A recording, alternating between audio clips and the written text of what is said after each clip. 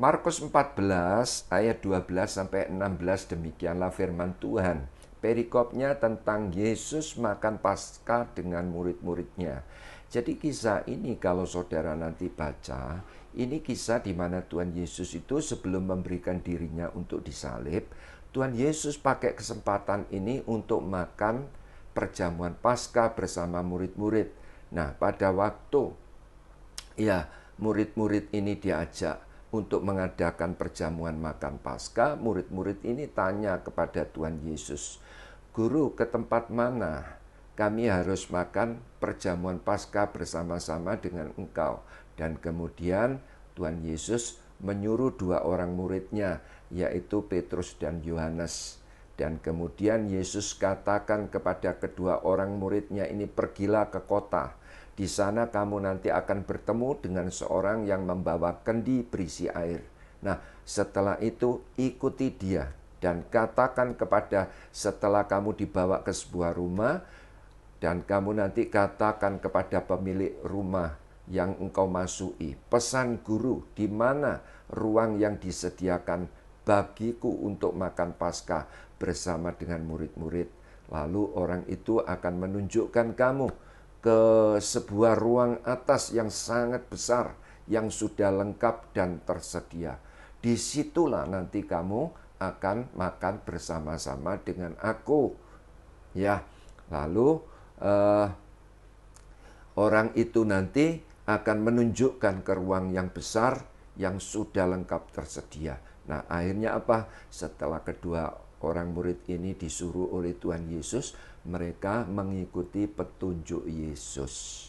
Nah, setelah mereka mengikuti petunjuk Yesus, ya, dia masuk di kota, dia berjumpa dengan seorang yang membawa kendi berisi air dan diikuti. Setelah dibawa oleh orang itu ke sebuah rumah yang besar, nah, ternyata apa yang dikatakan Tuhan Yesus betul-betul tepat terjadi, cocok seperti apa yang dikatakan Yesus.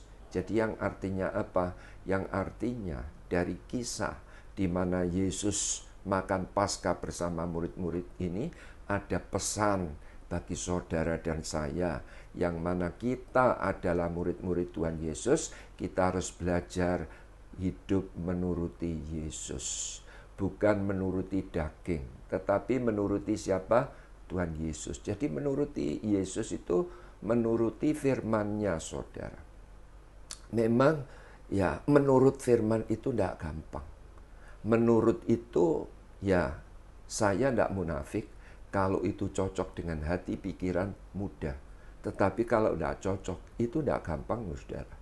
Jadi sekali lagi, pesan Tuhan Yesus pada waktu makan perjamuan Paskah kepada murid-murid, Tuhan itu mengingatkan, engkau sebagai muridku, engkau harus hidup menuruti firman Tuhan.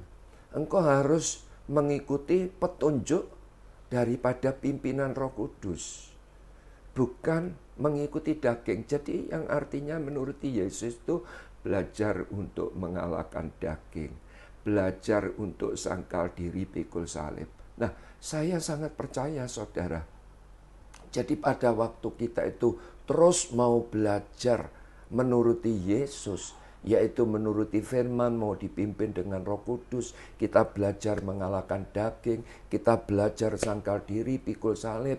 Saya sangat percaya pasti kita akan mengalami hal-hal baik di dalam kehidupan kita. Bahkan saya sangat percaya suatu ketika kita bisa duduk makan bersama-sama Yesus di kerajaan surga. Amin. Bahkan Alkitab juga bilang begini, ya, ditulis di dalam Yohanes 14 ayat 21 ditambah 23. Barang siapa memegang perintahku dan melakukannya, dialah yang mengasihi aku. Dan barang siapa mengasihi aku, kata Yesus, ia akan dikasihi Bapakku. Dan aku pun akan mengasihi dia dan akan menyatakan diriku kepadanya. Jawab Yesus, jika seorang mengasihi aku, ia akan menuruti firman-Ku. Dan Bapakku akan mengasihi dia, dan kami akan datang kepadanya dan diam bersama-sama dengan dia. Jadi jelas dari ayat ini orang yang menuruti Yesus, Yesus itu pasti mengasihi. Yesus itu pasti menyatakan dirinya di dalam orang yang nurut ini tadi.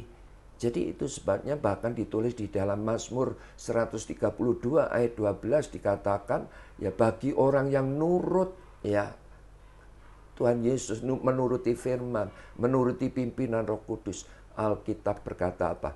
Dari generasi ke generasi keturunanmu yang mau menuruti aku, Tuhan menyediakan keberhasilan. Amin. Ditulis di dalam Mazmur 132 ayat 12 dikatakan, jika anak-anakmu berpegang pada perjanjianku dan pada peraturan-peraturanku yang kuajarkan kepada mereka, maka anak-anak mereka selama-lamanya duduk di atas tahtamu. Nah, jadi janji Tuhan bagi orang yang nurut, Tuhan akan menyediakan hari berganti hari yang kita lalui adalah hal-hal yang baik. Tuhan menyediakan keberhasilan. Jadi sebagai kesimpulan hari ini, kita harus saling menasehati. Kita sesama anak-anak Tuhan, kalau kita melihat ya orang-orang di sekitar kita itu orang yang tidak taat kepada Tuhan, kita harus menasehati. Dan diri kita pun juga begitu. Kalau kita dinasehati, kita jangan marah. Amin. Sebab Alkitab katakan di dalam Amsal 9 ayat 9, berilah orang bijak itu nasihat supaya dia lebih bijak. Ditulis begitu saudara. Ajarilah orang benar ini supaya pengetahuannya bertambah. Alkitab loh yang berkata. Jadi yang artinya apa? Memang di pihak Tuhan. Tuhan menghendaki supaya kita hidup Kristen kita itu tidak alergi kalau kita itu dinasihati, kalau kita itu diajar oleh orang lain, kita jangan salah paham. Dengan tujuan apa? Memang kita harus belajar menuruti Tuhan Yesus.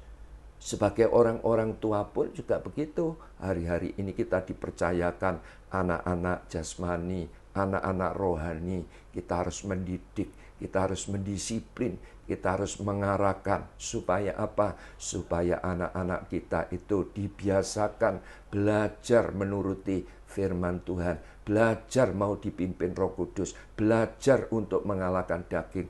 Belajar untuk sangkal diri pikul salib. Saya percaya kalau itu kita lakukan, ya saya percaya hari-hari yang kita lalui, kita akan mengalami hal-hal yang baik. Nama Tuhan dipermuliakan.